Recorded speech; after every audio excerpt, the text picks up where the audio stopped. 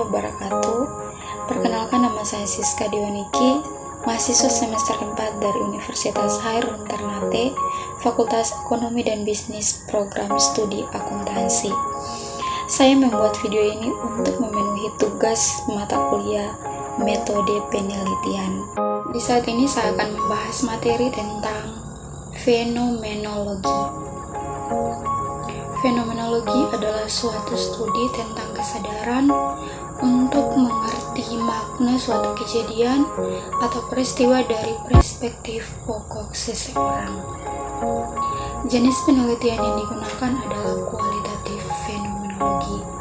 Metode penelitian kualitatif fenomenologi dapat diartikan sebagai pengalaman subjektif atau pengalaman fenomenologikal. Gambaran terhadap penelitian fenomenologi adalah sebagai berikut. Yang pertama, fokus dengan menganalisis pemahaman intisari pengalaman pada sebuah fenomena. Yang kedua, awal mula disiplin ilmu penelitian fenomenologi yaitu filsafat, sosiologi, dan psikologi. Yang ketiga, pengumpulan data dari sumber-sumber yang relevan seperti jurnal dan lain sebagainya. Yang keempat, analisis data dengan pernyataan, pemakaian makna, tema, deskripsi atas pengalaman. Yang kelima, bukti narasi laporan deskripsi esensi dari pengalaman. Yang keempat, analisis data dengan pernyataan, pemaknaan makna, tema, deskripsi atas pengalaman. Yang kelima, bentuk narasi laporan deskripsi esensi dari pengalaman.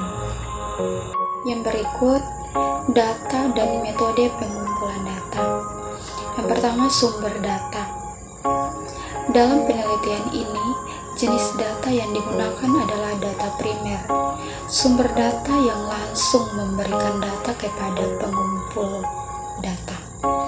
Data diperoleh peneliti secara langsung dari sumber utamanya, yakni dengan melakukan wawancara. Yang kedua, metode pengumpulan data. Kualitas pengumpulan data berkenaan dengan ketetapan cara-cara yang digunakan untuk mengumpulkan data. Data yang dibutuhkan dalam penelitian ini secara umum terdiri dari data yang bersumber dari penelitian lapangan. Adapun metode pengumpulan data yang digunakan dalam penelitian ini adalah sebagai berikut. Yang pertama, wawancara.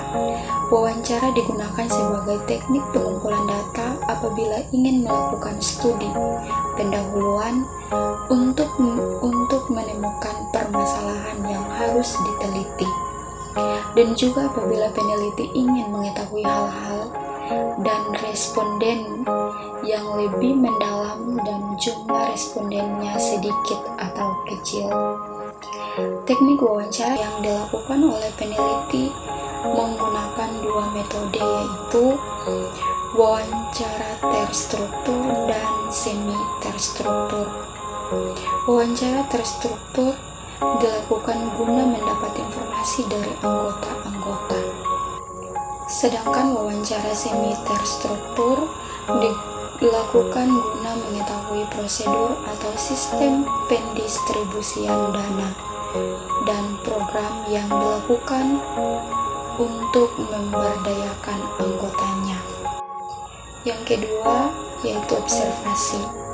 Observasi sebagai teknik pengumpulan data mempunyai ciri yang spesifik bila dibandingkan dengan teknik lain, yaitu wawancara dan kuesioner.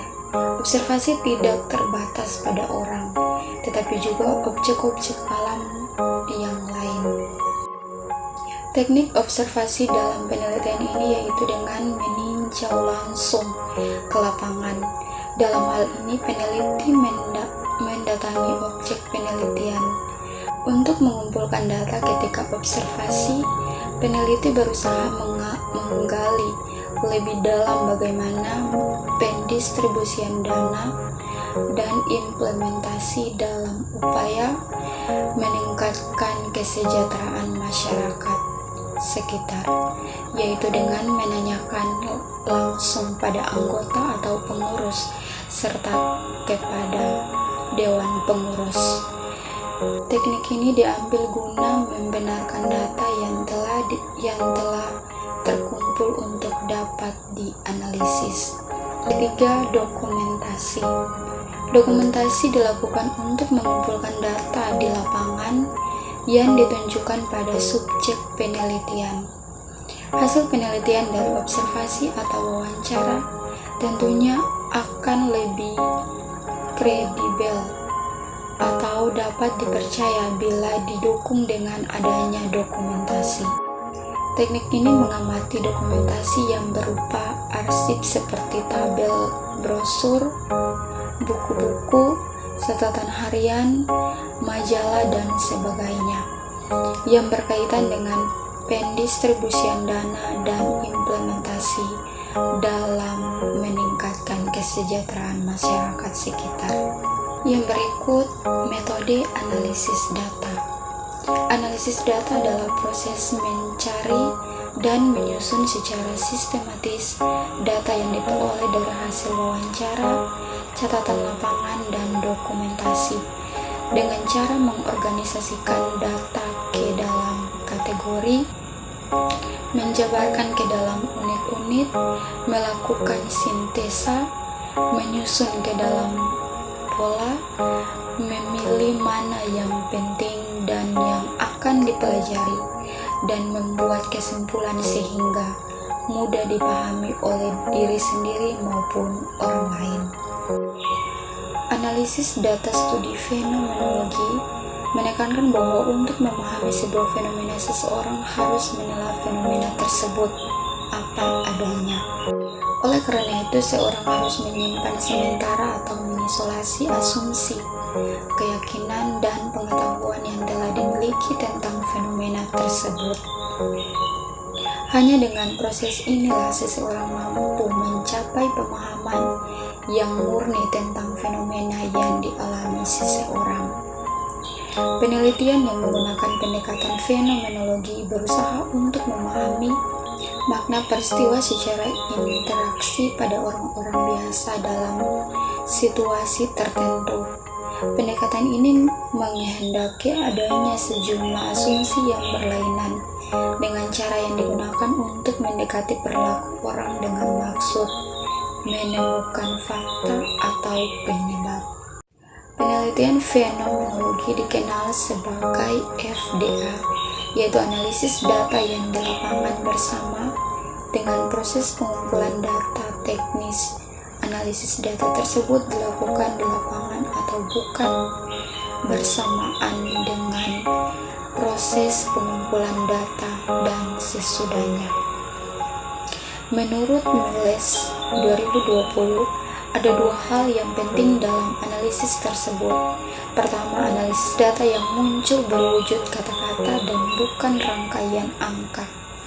Dan itu mungkin telah dikumpulkan dalam aneka macam cara, yaitu observasi, wawancara, intisari dokumen, pita rekaman, dan yang biasanya diproses kira-kira sebelum siap digunakan melalui pencatatan, penyuntikan atau alih tulis. Tetapi analisis ini tetap menggunakan kata-kata yang biasanya disusun ke dalam teks yang diperlukan.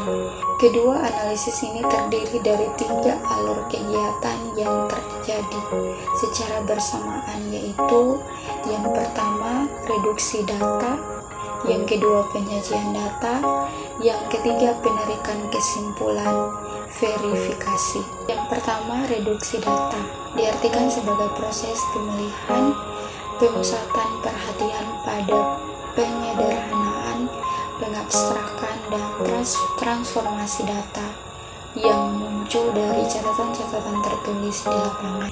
Yang kedua adalah penyajian data, diartikan sebagai sekumpulan informasi tersusun yang memberi kemungkinan adanya penerbitan kesimpulan dan pengambilan tindakan. Penyajian data ini berbentuk teks dalam bentuk catatan-catatan hasil wawancara dengan informasi penelitian sebagai informasi tersusun yang memberi kemungkinan adanya penarikan kesimpulan tentang suatu fenomena.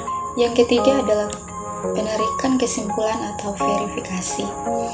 Dari kegiatan permulaan pengumpulan data, seseorang penganalisis atau peneliti mulai mencari makna dari suatu kejadian dan prosesnya. Dengan demikian, aktivitas analisis merupakan proses interaksi antara ketiga langkah analisis data tersebut dengan merupakan proses siklus sampai kegiatan penelitian selesai. Dalam penelitian kualitatif, temuan atau data dapat dinyatakan valid apabila tidak ada perbedaan antara yang dilaporkan peneliti dengan apa yang sesungguhnya terjadi pada objek yang diteliti. Tetapi perlu diketahui bahwa kebenaran realitas data menurut penelitian kualitatif tidak bersifat tunggal, tetapi jamak dan tergantung pada konstruksi manusia, dibentuk dalam diri seseorang sebagai hasil proses mental tiap individu dengan berbagai latar belakang. Mungkin itu materi yang dapat saya sampaikan. Jangan lupa nonton, komen, like, dan subscribe.